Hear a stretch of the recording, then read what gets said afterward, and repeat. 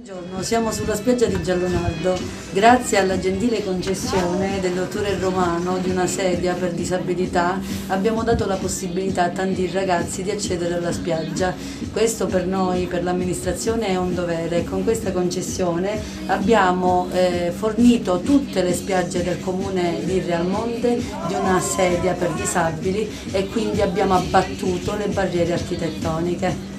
Grazie ancora, dottore Romano. Sono felicissimo e ringrazio affettuosamente il comune di Realmonte perché hanno sposato questo progetto che da tempo che ci lavoriamo, da loro proposta, e sono felicissimo perché abbiamo dato la possibilità a tanti ragazzi come il nostro qui presente Gerlando di potersi fare il bagno abbattendo tutte le barriere architettoniche. Spero che come lui altri ragazzi possano venire qui al comune di Realmonte in questo lido e spero prossimamente in altri lidi per godersi il mare come tutti noi.